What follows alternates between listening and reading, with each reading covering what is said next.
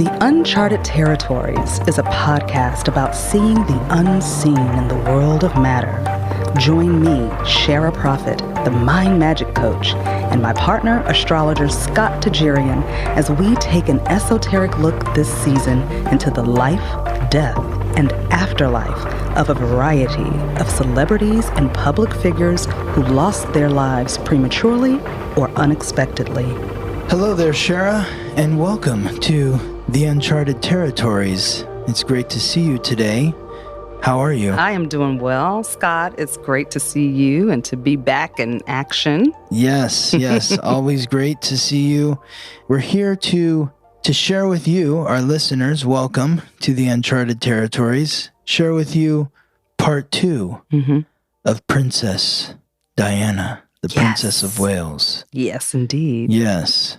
So, where do you want to begin, Shara? Well, last episode, we left off talking about the parallels between Diana's and Charles's parents and upbringing and how that affected their relationships with each other. So I would like to just kind of piggyback off of that and kind of really go into the depth of their relationship from her standpoint. Yes. Let's get into it. Yes, indeed. So she does mention, and I believe I mentioned this in the earlier episode, that, while she and Charles were married, that she had 3 affairs.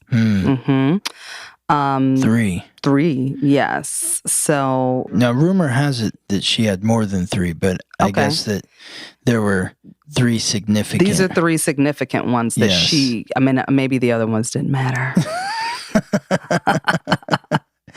Yes. You know how that goes. So And so did she say who the 3 were? Because I have a guess. Okay, why don't you? Well, I only got one name. Okay. Of the one that she said was her truest love. But why don't you go ahead and speak on that? Well, the 3 that jumped out to me as being the most significant were Barry Manicky, who was her bodyguard. Yeah, that's the one that she spoke of to me. Yes. So his is a very interesting story. Then there's James Hewitt, who was a British cavalry officer. And then there was James Gilby, who was heir to Gilby's gin. And I think it was her relationship with him where things really started to come out into the public. There was a recording, a telephone recording, I think back in the late 80s, of her talking to this James Gilby, and somehow their phone conversation, which they thought was private, was being recorded, and it was published in the Sun, which is a British newspaper, and so that just kind of opened the can of worms, and shortly thereafter, Charles and Diana separated, even though, he had known that she was having affairs with other people, and obviously he was too. Now I think it just was so public, they couldn't pretend anymore. Yeah, absolutely. Yeah. So she mentioned Barry Manicky. She did mention him because she said that my truest love died tragically. And that one was Barry Manicky, and she didn't mention that it was a motorcycle accident that took him out. Yes, he was riding on the back of his friend's motorcycle, and apparently someone who was new to driving hit him or hit the motorcycle, and he flew through the other driver's window and broke his spine in 2 places and died almost instantly. But there's a lot of there's a lot of shadow around this. Yeah. Anything on your end? Yeah. She's insinuating or suggesting that his death was planned after their affair was found out. Okay. So, wow. Yeah, because I think that he was sort of the first one. Like this, I think their relationship began shortly after Harry had been born. So it's like her her duty as a princess had been met, where she delivered an heir and a spare, as they say. And so that's when their relationship really started to fall apart. And she grew close to her bodyguard. He was like her confidant. And I think it became apparent that he was getting too familiar with her. Yeah. And so he was reassigned. And it was like a year later that he was killed. Yeah. Well, that makes sense. Yes. So, yeah. And so she goes in, she talks about how she said, I really tried to be devoted to him, meaning Charles, but it was hard. She said, because he didn't love me. And she said that, in the beginning, well, I'll back up. She said he was in love with Camilla. He was in love with Camilla. And that's what we talked about in the last episode. Yeah. I mean, I feel like Charles and Diana, they have some good synastry in their astrological code. I mean, it's clear to me why they were attracted to each other by any means. But when you take somebody like Charles, who is a Scorpio sun, a Taurus moon, and a Leo rising, that's fixed water, fixed earth, fixed fire, 3 fixed signs. Fixed signs don't like to move. Yeah. And Scorpio is deeply, deeply passionate. It's the deepest, darkest, most passionate sign. So when Charles decided that Camilla was the one, there would be no other one. Yeah. And as a sovereign, as the future king, he's thinking, why would I have to choose anyone else? So it really put Diana behind the 8 ball from day one. Yeah, absolutely. Absolutely. She really didn't have a chance. And she says that, she's like, I didn't have a chance, Right after that, she says, I didn't stand a chance. I was young, in my prime, and very horny. Well, I can see, I'm looking at the date. So Barry Manicky, I don't have the time of his birth, but I have his birth date. And I can see the attraction instantly. His Mars, which is the planet of action, the planet that represents the physical act of sex. When he was born, Mars was at 8 degrees in Taurus. Yeah. When Diana was born, her sun, her identity, her sense of vitality was at 9 degrees in Cancer. So Taurus, fixed earth, Cancer, cardinal water. Water nurtures the earth. Earth gives water form. This is the planet that rules the physical act of sex, connecting to her identity. That's going to create a very, very strong attraction. His Venus, which is the goddess of love, the planet of relationships, is at 14 degrees in Taurus. So that's only 5 degrees away from where her sun is. So they have like commonalities in terms of their senses, their likes and dislikes. And so you can see why there would be an attraction between her and him. Yeah, absolutely. And so, she said that sex with Charles was very stale and loveless, which makes sense if he's not in love with her. And it's not going to, it's not the porn star fantasy. No. You know what I mean? It's not. No. There's got to be love there. It's got to be love. For it to feel right. Yeah. And I mean, and if he's in love with someone else. Exactly. He's just not going to be able to get into it. He's mailing it in. Yeah. He's not going to be able to get into it. Not giving the A game. Yeah. Exactly.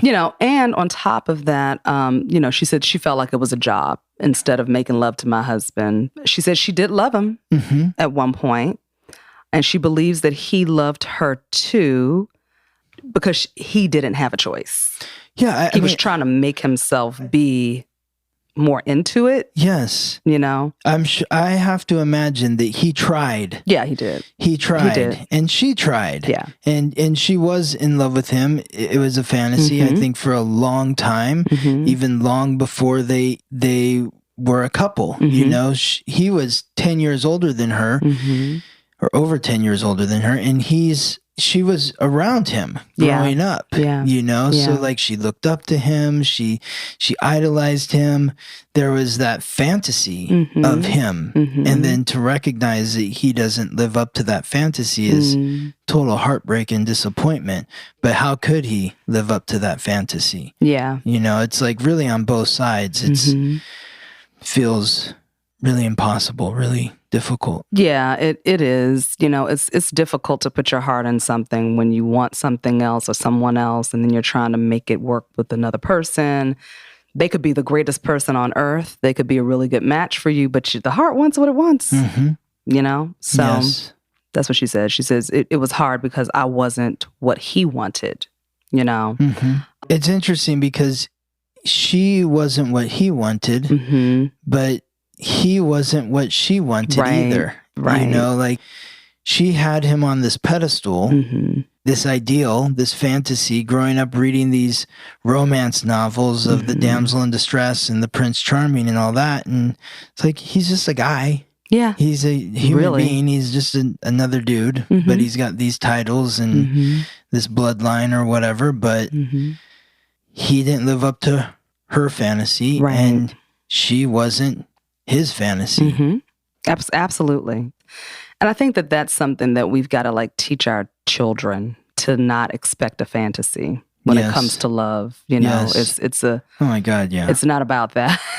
You know, it's like, sometimes it can be that. For some people it is that, you know, but most of us we're not living that. Well, the fantasy can exist. Yeah.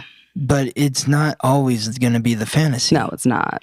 There's going to be difficult times. There's going to be work. It's going to be stressful and painful and all those different things. And there can be fantasy and bliss and all that also involved. But there's a lot of ingredients in the dish of relationships. Yeah, absolutely. You have to actually like the person in order for it to work. So, and you both have to be willing to put in the same amount of energy to feed it and nurture it, you know? And it feels like there was a lot of animosity that built over time between these two. Absolutely. That made it toxic. Absolutely.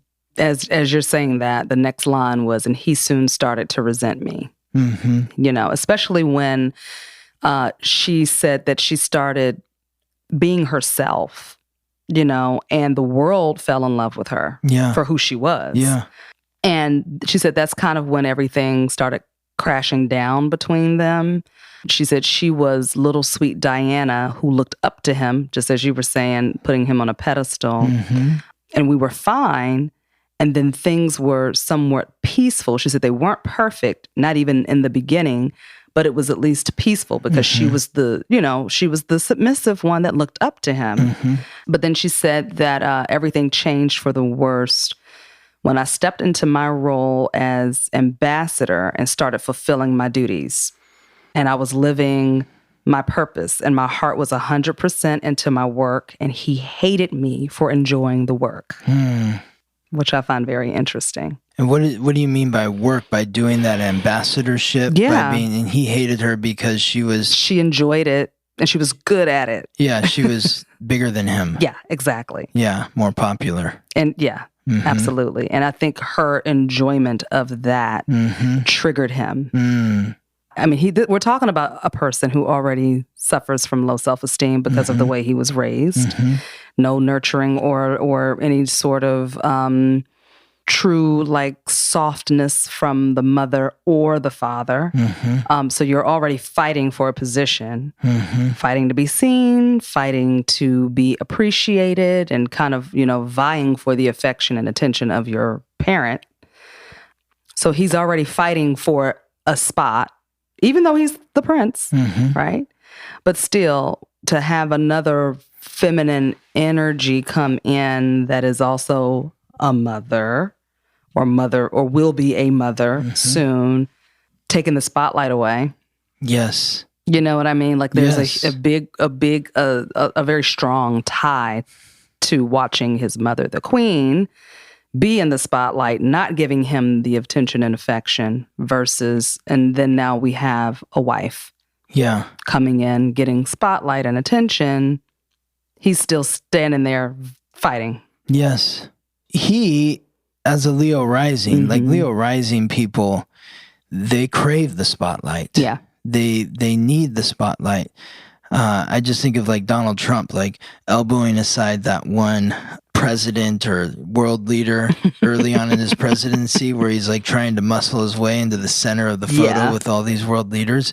They seek the spotlight, and that's Charles. He seeks the spotlight. He wants the spotlight, but it's also really complicated for him because he's Scorpio. Right. And Scorpio wants to be hidden. That's right. So it's very complicated for him. And it's complicated for Diana as well with her North Node, which is in Leo. Yeah. So her soul's purpose is to be in the spotlight, but it's in the 8th house, which is associated with the 8th sign, which is Scorpio.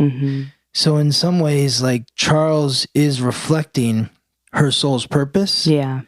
And it's complex because I think of that 8th house, the house of death. It's merging, it's bonding with others. So it's like being the queen in your bonded relationship, being revered. Yeah. But how is she ever going to get that in a relationship with somebody who's supposed to be the king? Yeah. She can't have the attention that she needs to have in order to fulfill her soul's purpose in the relationship. Right. Yeah. That makes a lot of sense. They were just tragic to begin with. I mean, I'm just saying. Yeah. Although it does show that, and I'm kind of skipping around a little bit, but I do want to kind of just highlight that for a minute because it does show that their union was a higher level relationship for them because it was meant to help them learn from one another. Oh my God, yes. Yeah. Yeah. I can't look at Diana's life or Charles's and say, oh, you know, they weren't meant to be, or, you know, they failed. Their relationship failed. I don't think that things aren't that black and white. No. Not at all. In life, you know, when I look at her chart and I look at Charles and I'm like, this is complicated. This is challenging for both of these individuals. There is something divine about their connection and their union and the challenges that they faced and how it all concluded. Yeah. Well, the two cards that came out for them both were reduced down to the number 5. So what is that? 5s usually represent transformation from challenges.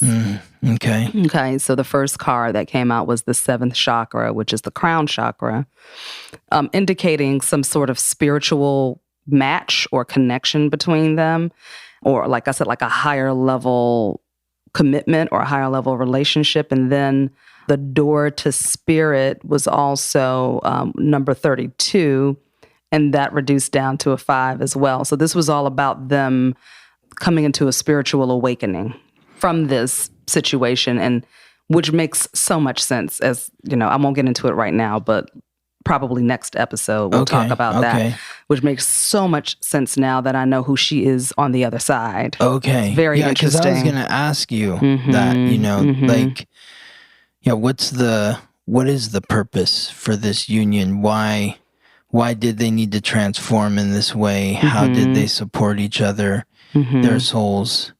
Yeah, I'm curious about that. Yeah, so we'll get into that. Okay. And probably in the next episode, because this is, But yeah, it makes a lot of sense. And so when we go back and we look at, she talks about how heartbreaking it was. You know, she says, do you know how heartbreaking it is to know that your husband despises you for being you? Which to me, to go back and look at her childhood, probably the way she felt or thought about how her mother must have, although obviously her mother didn't hate her, I'm sure, but a child doesn't know that. A child feels like, you must hate me if you are never around and you leave and I'm waiting for you and you never show up. So we can definitely see the parallels of that energy being played out in her relationship with him. Because again, it's like, she didn't know why her mother left. In her head, it was, well, maybe it was, I did something wrong just for being who I am. Right. You know? Right. And same thing with Charles. I mean, I'm sure they probably didn't dissect and analyze the way we're doing it. Right. You know No. what I mean? There's too much emotions involved. Too much emotion. They probably didn't have the understanding either. Obviously, astrologically, they didn't have the understanding. Psychologically, they didn't have the understanding. Emotionally, they didn't. Yep. Which I think is very helpful when you are going through a challenging time with someone. If you have those types of tools available, it makes things a lot easier. Yes. And less personal. Okay. She starts off saying, he turned me. But she said, no, what I should say is the situation turned me into a different woman. And she said, I honestly cannot blame him for who he is and how he is. The environment he was raised in was fit for the making of a psychopath. Wow. Okay. So there's two things here. Yeah. Number one, how did you change her? And number two, what does she mean by that?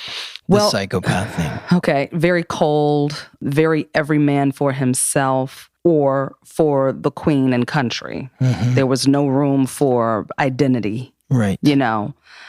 All decisions were made for what was best for the crown, for the throne. She refers to it as a throne. I know everybody else calls it the crown, but she calls it the throne. And it was never a focus on the individual and the family. It was always how does this best serve the crown, the crown or the throne? Yeah. That was it. And there was just no room for individuality. There was no room to be praised as an individual or appreciated as an individual. So that is kind of the makings. Yeah, it's very narcissistic. It's very narcissistic. In a sense. Yeah. Yeah. Yeah. So she calls it a psychopath because she said that's what it felt like being in the presence of a psychopath. There's no individuality. No individuality. We're all of service to the throne. Yes. That's it. Yeah. No love. Even if there wants to be love there, it is very difficult to conjure it up because you've been told to suppress. Yeah. Yeah. So, the second part of the question, how did she change? Yeah. Well, she said that she started feeling more disconnected and dissociated from it. And I think she means that this is what led her to all of these affairs. She didn't want to do that. She wanted to honor her marriage, but she said, she didn't have a choice. Like, she also craved love, attention, and affection. So I feel like it kind of there was a cold, like she absorbed some of that coldness. Because a woman has to get to a certain point of I just don't give a fuck anymore to finally decide that she's going to do something else. This is the complexity of Diana's astrological code. On one hand, she's a Cancer, which is very nurturing and caring, and that's where her sun is. So she wants to be nurtured and cared for and kindness. And that's what we see when we see those pictures of her in the hospital where she really cares for these people. On the other hand, her moon, which is the planet that rules Cancer, is actually in the detached sign of Aquarius, which is why she is emotionally connected to being in the community. Yeah. And serving others in that way, being a part of a greater cause, so to speak. She's emotionally tied to that. But the moon is connected to her Venus, so the emotions are connected to her planet that rules the relationships in a very stressful way. Her Venus is in Taurus, which is a position of power, because Venus rules Taurus. So she was this is why aesthetically, she was put together very well. Good sense of taste, likes and dislikes. But Venus was in stressful alignment with the moon. So that can indicate emotional discordance in relationships. Both of these planets are also connected to Uranus, the planetary ruler of Aquarius, where the moon is. Uranus is the planet of independence. It's in Leo. So that makes a very difficult alignment with her Venus as well. So it would indicate that she was meant to experience detachment, independence in relationships, non-committal, where you're just doing your own thing.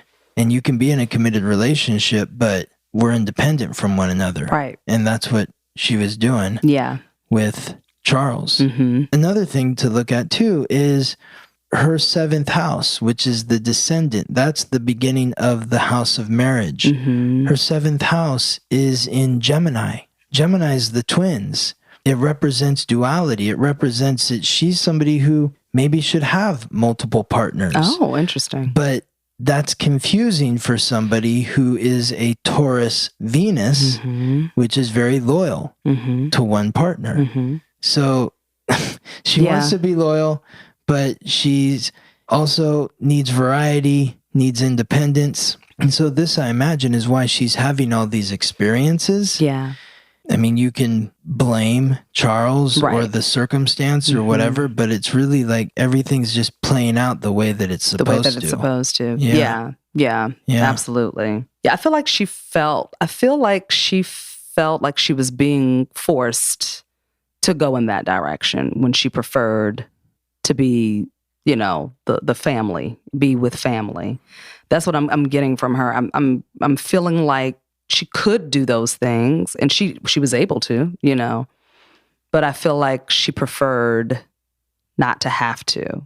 But when she felt like she had to, she was able to pull it off pretty well. So wait, articulate that further. Okay. So you felt like say that again? I felt like she would have wanted to be more, have her husband more involved and be more involved with family and not have to go and outside and have these other relationships. I feel like what she's telling me, what she was, the way she broke this down was that I guess it was part of that fantasy of being with Prince Charming and being the wife and the princess and having children and just being, with the family and doing this thing together. And that was the disappointment, like the expectation of that.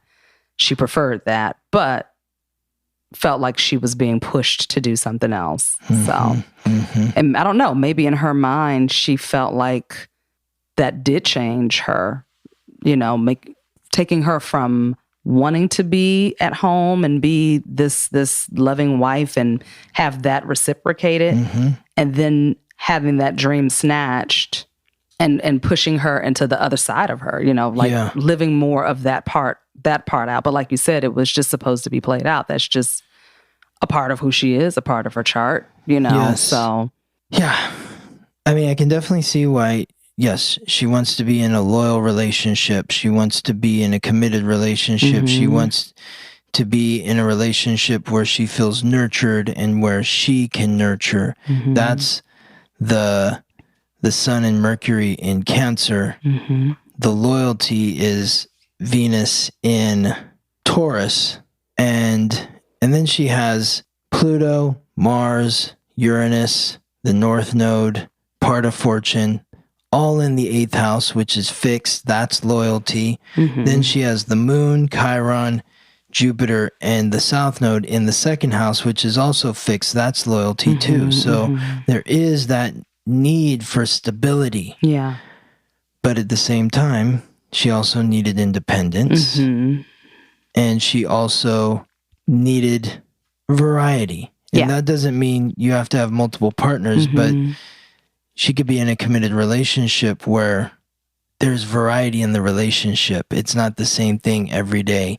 And maybe there was too much of the protocol with like too much rigidity there that didn't really work with her. Oh, absolutely. Yeah. 100%. Yeah. I mean, she goes on to say, she said that, it was the culture of the royal family being cold and kind of calculated and very routine, and everything has to look a certain way and everything is ceremonial. That gets tiring for a human being who's as free as she is. Yes. And her spirit was very free. Well, her ascendant is in Sagittarius, which that's yours, and that's about freedom. And then her 6th house, which is the house that represents the daily routine, was also in Gemini, which is about variety, not doing the same thing every day, following the same protocol. Right. She'd get really bored. Her 10th house is in Libra. So on the stage of life, she wants to be in a partnership. Yep. Man. So, and she says, I was never going to fit in. No matter what I did. Yeah. She was like, I was never going to fit in. I was never going to be accepted. And that's just, I can't even imagine being in a situation like that. It's. When you look at the royal family, the queen, her moon is in Leo. Her daughter, Princess Anne, she's a Leo sun. Her son, Charles, and Prince Andrew are both Leo risings. Prince Andrew's a Scorpio moon. Charles is a Scorpio sun. Okay. Those are all fixed signs. So it's like loyalty, just sticking to the one thing. Prince Edward is an Aquarius moon like Diana, but he's a 5th house sun. And he has 3 other planets in the 5th house, which is associated with the 5th sign, which is Leo. Okay. So they have all this Leo energy, all this fixed energy. Diana's moon is fixed, but it's in the sign that's opposite Leo.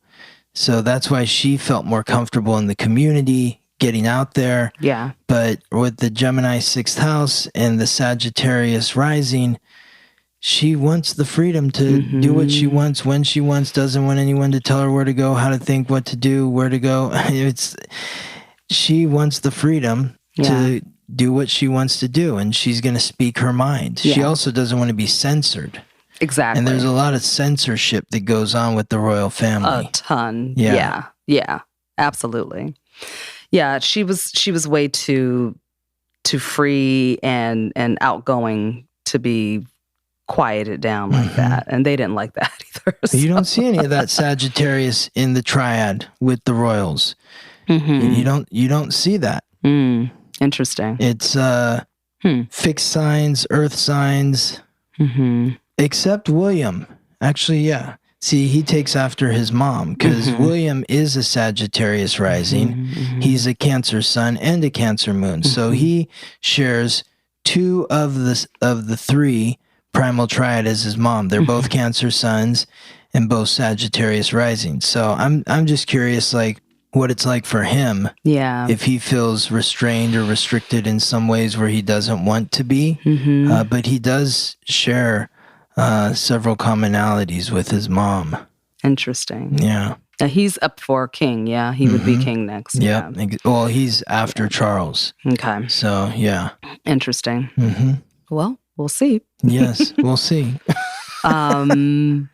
Okay, so kind of digging a little further into what I talked about earlier about them having this spiritual connection in their relationship. This was all about a spiritual awakening, new beginnings for both of them. I'm certain that Charles had a lot of awakenings and things like that, especially after her death. I'm pretty sure there were some things that he stopped and looked at, What do you think? I don't know. I didn't really tap into his energy. I'm knowing that because of what I'm seeing here and because of what I know about who she is on the other side right now, I am almost certain that he had some kind of something happen. Yeah. So, yeah, I just think that it's impossible. I mean, he's a human being, no matter how stoic he is, Yeah, exactly. It's impossible to have someone that you were once connected to pass over.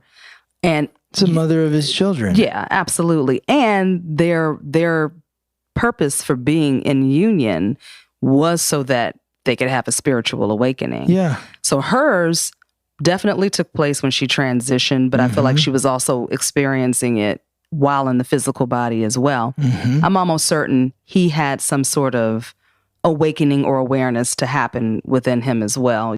Yes. And it also talks about new beginnings and lessons to help bring in a deeper understanding of their internal identity, to find their true inner power, to really step fully into that. And so that was the purpose of them coming together. All of this contrast and push and pull and, not being 100% satisfied, having to work through that and still find some semblance of happiness. Like, it does take some sort of like fortitude and trust.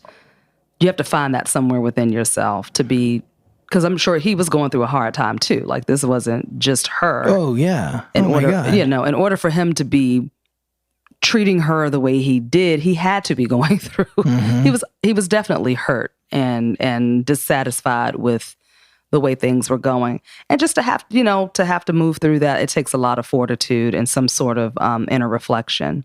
Yeah. Well, were you going to continue on that point? A little bit, yeah. I'm just going to talk about that seventh chakra again.